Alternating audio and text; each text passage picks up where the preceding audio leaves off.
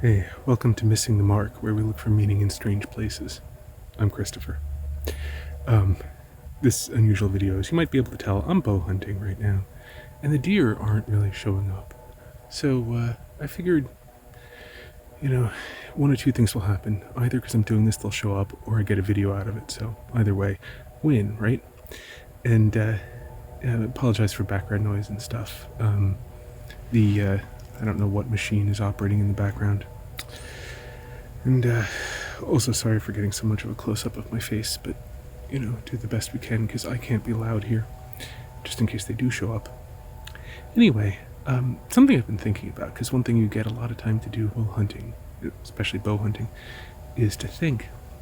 And something I've been thinking about, I had gotten some questions in the not-too-distant past about the soul, and it struck sort of a chord with some other questions I'd gotten, reminding me of each other, and I think that there's a lot of people in the modern context have problems with the soul because they have, to some degree, Cartesian concept of it. Descartes famously separated, had the soul as being almost a different kind of matter than the body. And if I'm looking over there, it's because just checking to see if deer are coming. Anyway, you actually see this a little bit in something like Mormonism, where the soul is supposed to be some sort of extremely rarefied form of matter, or something to that effect. And it's probably the best description of it actually is the ghost in the machine sort of idea, like that ridiculous experiment somebody did where they weighed a body before and after death to see if they could, or while the body died or something like that, to see if they could detect the soul leaving, which is ridiculous in the extreme if you have any concept of what a soul is. But a lot of people have the idea of it as more or less, I think almost taken from movies, like where there's like a this sort of like ghostly glowing energy version of the person that like inhabits the body, and then when they die, this thing leaves the body, but it's this completely separate sort of thing that sort of operated the body, like in the same sense as like pushing and pulling levers inside. Something along these lines. I don't think it's well defined, but hopefully I'm painting something of a picture of it. And so the idea, I think, that they have is something along these lines, and as a result, this leads to kind of what are frankly really bizarre questions, like, well, how do you know the soul really exists, and can you prove that the soul really exists?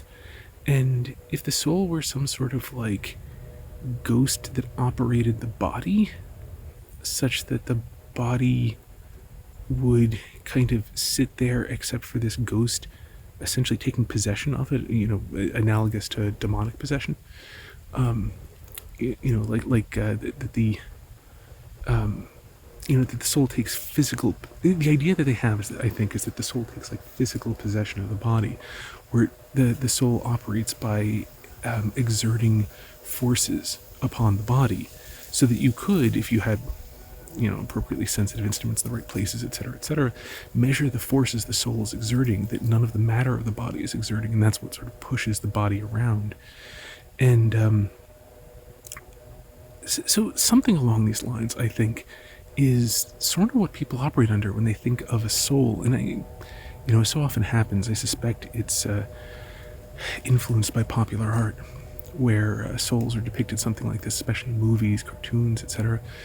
And so, in the same way people got the idea of hell as like a place of punishment in the sense of like there are devils with pitchforks who have their jobs which they show up to, and for so many hours per day they like poke people over and over again, and then they punch their time clock and go home, and then there's the next shift of devils who come with their pitchforks to poke people over and over again, and not understanding that things like that were entirely symbolic in art, that it doesn't make any sense that you can only poke a person so many times because either it doesn't do anything, or they kind of figure out that nothing's actually going wrong because they instantly heal every single time or whatever, but it doesn't work. Like, that sort of thing doesn't work. It's a symbol for something that's real. It's a symbol for something that works. And so I think there may be that artistic confusion. And I was trying to think of how do you explain the soul to people, because the soul is an innate natural concept. The soul is what makes the matter a thing. Because if you have a bunch of sand, it's just a bunch of sand. Like if you add water and form it into a sandcastle, you then impose an idea upon it, and the thing becomes a sandcastle because you have brought about this idea. The idea is a spiritual thing. The idea is not a physical thing. None of the matter is the idea. The idea is a thing that organizes the matter into a thing and gives it a reality beyond the mere matter. Like you make a painting or build a sandcastle, these things are different, make a sculpture. These things are different than the raw matter because there is the idea here, which is organizing the matter and embodied in the matter. It's not, however, an energy force. The idea of the sandcastle, the idea of the sculpture, the idea of the painting, these are not like energy forces which push the matter around. This is the thing that the matter has been organized into. And the thing is not a physical thing in the sense that the idea can exist independent of the particular matter. You can instantiate it with multiple copies of matter. And moreover, if you change out the matter, you still have the idea of the thing. And this is really where you can see that everybody believes in a soul. Because if you didn't have a soul, if you literally only had matter, then when a person murders somebody, you would have to keep track of all the matter involved that committed the murder. And so when they eat food, you would have to keep track of, like, when they shed their skin, you would have to collect these skin sheddings and put those into prison. And when they eat food, you would have to, in theory, allow the new matter that had entered in to the prison by way of, like, being shipped inside from outside that hadn't committed any murder and being eaten by the person, would then need to be allowed to go free, because it's not like this matter took part in any murder. And this whole thing is utterly and completely ridiculous. Nobody thinks anything like this. For the simple reason that it's the person who committed the murder, not the particular set of electrons, protons, and neutrons that made up the person at the particular time, which are constantly being changed out slowly, not, every day. And estimates vary significantly, etc. I've heard once, like, every 7 years, it's a whole new you, in the sense of, like, all the matter has been changed out.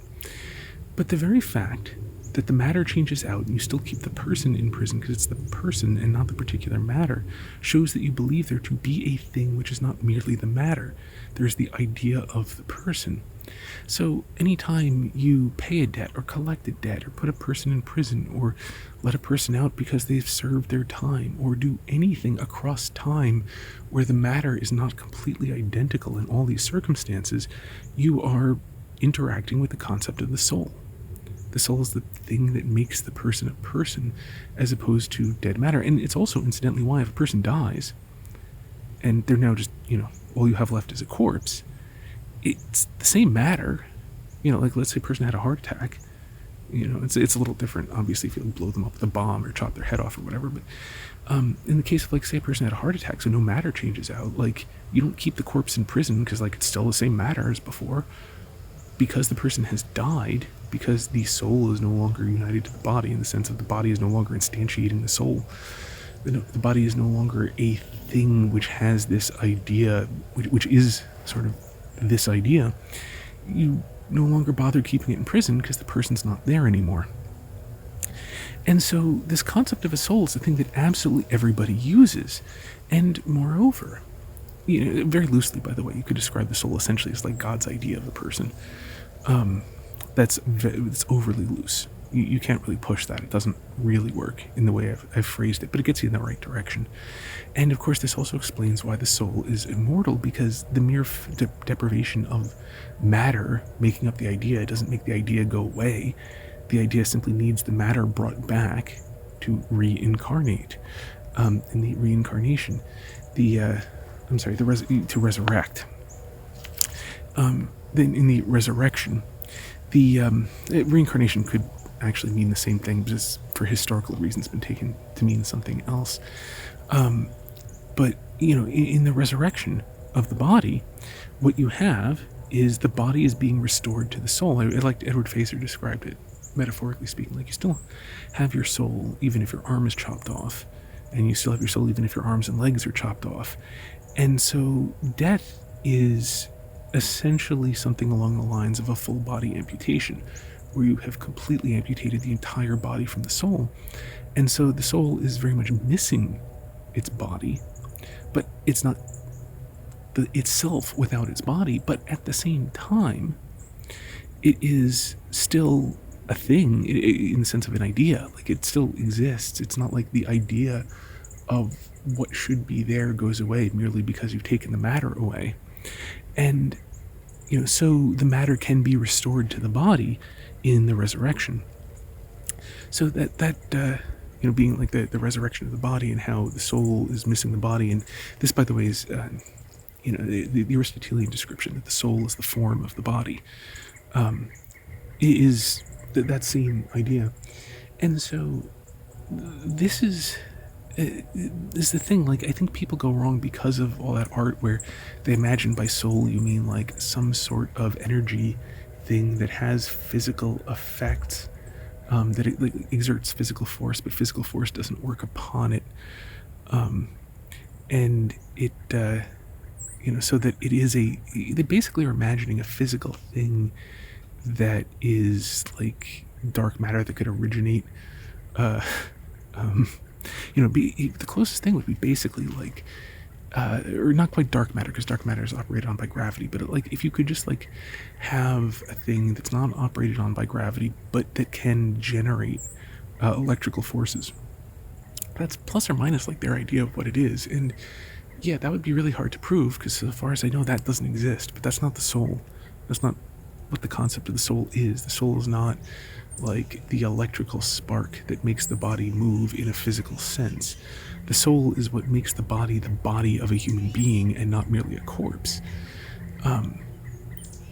But it's not just an alternative physical thing. And that's why you get those things like, I think it was Brigham Young, given the Mormon version of that rarefied matter, that it's just it's matter, but just doesn't, matter that doesn't interact normally. Like, you get the whole thing from the movies, the ghost who can sit down, but who walks through walls, and you can throw things through him, but he can pick stuff up, and he can sit down if he wants to. That like he can act on the world, but the world can't act on him. And so, like that, yeah, that would be really hard to prove. I don't know of any evidence that such a thing exists, because I'm pretty sure it doesn't. And that's not what the soul is. But at the same time, you can tell that everyone believes in the soul, because nobody, other than a complete lunatic, believes as if there is nothing but matter. Because you'd have to keep track of all the matter then, and no one keeps track of all the matter. And when the matter has changed, nobody treats it differently. And like if you clip if someone clips their fingernails in prison, you don't save the fingernail clippings to serve out the sentence, because you know that this is part of the matter that was involved in the murder, or whatever the crime was, obviously. And so it's a really strange thing how much people have this bizarre idea of what the soul is that really is not, that's like basically just an alternative form of matter. So, I've been thinking about that and trying to figure out ways of explaining this, and sort of where people go wrong. So, I know I've been repeating myself a little bit. It's one of the hazards of completely spontaneous videos while you're also keeping an eye out for the deer. So I hope this was better than nothing. And until next time, may you hit everything you aim at.